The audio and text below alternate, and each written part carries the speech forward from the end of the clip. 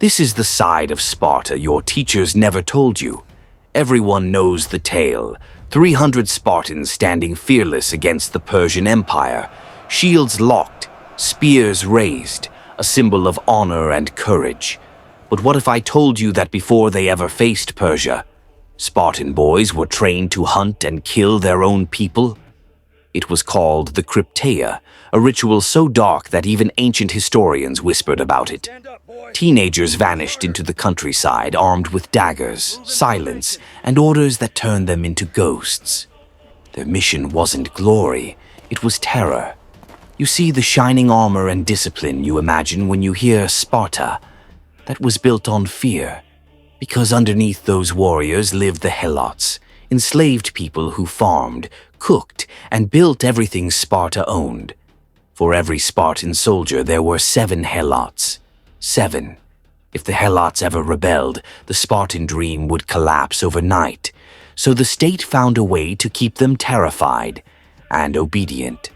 Every year, the Aphers, Sparta's 5 highest officials, would quietly declare war on the helots. Not on Athens, not on Persia, on their own slaves. That legal trick meant young Spartans could kill without being punished. It wasn't considered murder, it was training. A patriotic duty. Imagine this. You're a helot farmer. You've worked from dawn till dusk, back bent, eyes heavy. The air is quiet, almost too quiet. And then, from the olive trees, you see a shadow. No armor, no sound, just the gleam of a blade. You don't scream. You can't. Because this isn't war, this is the Krypteia.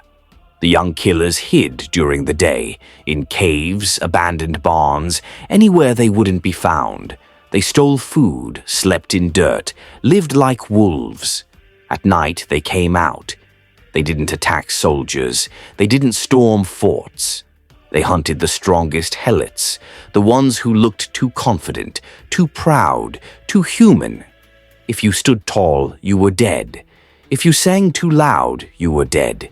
If you inspired others to hope, you were dead before dawn. Some historians believe it was the final test of the agog, the brutal Spartan training that turned boys into soldiers. Survive the wild, obey orders, kill without hesitation. If you returned alive, you were ready to serve the state. If not, Sparta simply forgot your name. One ancient writer, Plutarch, said the Krypteia's purpose was to keep the helots humble, but others saw it for what it was. State-sanctioned murder, a ritual meant to teach children how to kill without guilt. And the ephors? They didn't care how many died.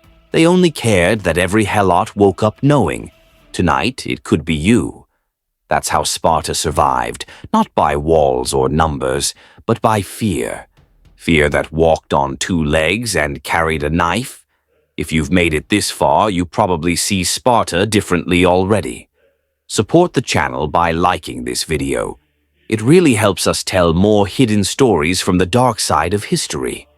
Now, let's go deeper, because what you've heard so far was only the beginning. The Krypteia wasn't just about control, it was about creation. It forged the perfect soldier and destroyed whatever humanity was left inside him. You're 16. You've survived the agog, the brutal Spartan school that beat, starved, and hardened you since childhood. You've been taught that pain is weakness, mercy is failure, and obedience is life. Then one night your instructor calls your name. You're handed a knife and nothing else. No armor, no shield, no supplies. Go, they say. Serve the state. That's how the Krypteia began. The young Spartan would vanish into the hills, silent as a ghost. He'd hide by day or in caves, under trees, beneath abandoned farms. At night he moved. He was not a soldier, he was a shadow. And his purpose wasn't to fight enemies, it was to remind Sparta's slaves that they were prey. Historians believe this was the final stage of Spartan education. The agoge taught discipline, the Krypteia taught detachment, to kill without flinching, to see fear not as a flaw but as a weapon. The ephors made sure the killings were legal. Every year they officially declared war on the Helots. That way, when a boy slit a slave's throat, he wasn't a murderer. He was a patriot. This was Sparta's secret ritual, turning children into instruments of terror. They didn't hunt at random. They went for the strongest helots, the ones who looked too proud, spoke too boldly, or inspired others to dream of freedom. Sometimes the ephors even staged cruel tests. They'd order the helots to drink wine until they staggered, then parade them before Spartan boys as a living warning. This is weakness. When the show ended, the helots were killed.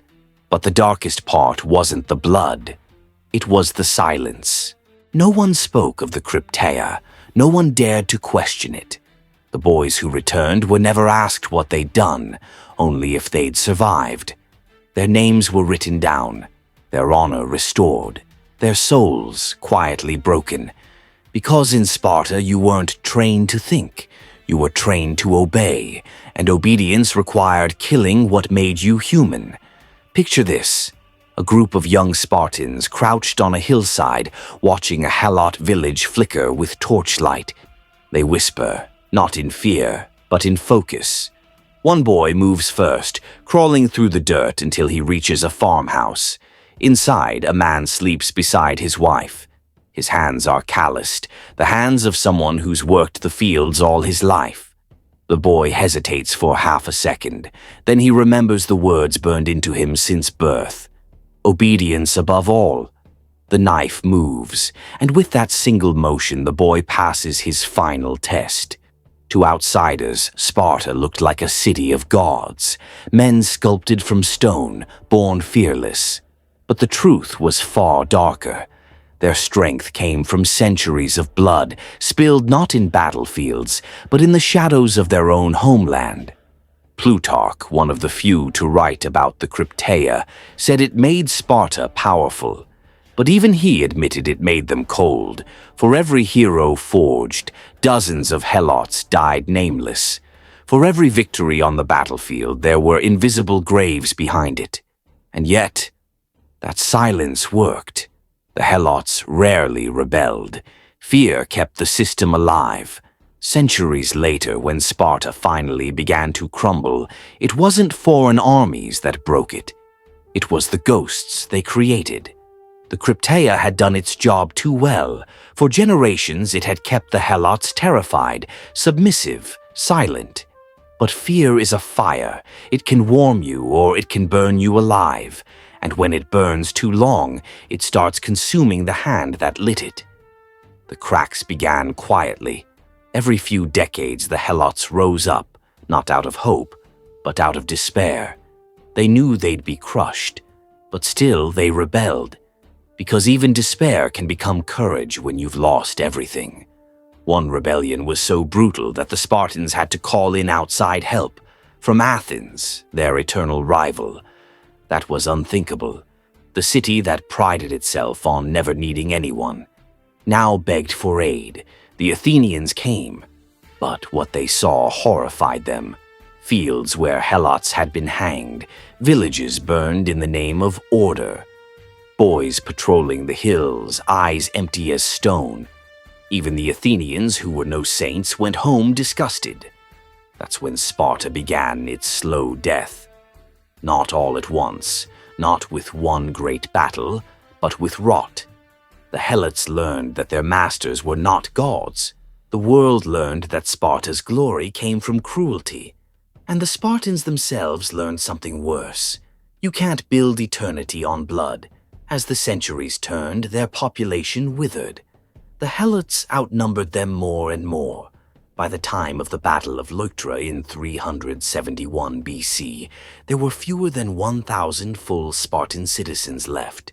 1,000 men trying to hold up a myth built on bones. They lost that battle, and with it, their soul. After Leuctra, the helots began to break free. Cities rebelled, alliances crumbled, and the Spartan machine sputtered to a stop. The Krypteia, once their secret weapon, became a ghost story, whispered about but never spoken of openly again. Even their allies began to see Sparta not as heroic, but haunted. Historians today still argue about how much of the Krypteia was real and how much was exaggerated by outsiders who hated Sparta. But here's what's undeniable. Something existed, something organized, systematic, and merciless enough to keep an entire population enslaved for centuries. Maybe not every boy killed, maybe not every year was soaked in blood. But the legend of the Krypteia tells us what the Spartans believed strength required, and that belief alone is terrifying. Picture this: an old Spartan, too old to fight, sitting in the ruins of his city. He remembers his youth, the knife, the whispers, the blood. He remembers the faces of the men he hunted. And as he looks at the empty streets around him, he realizes something no one ever dared to say. They hadn't been training warriors. They'd been training ghosts.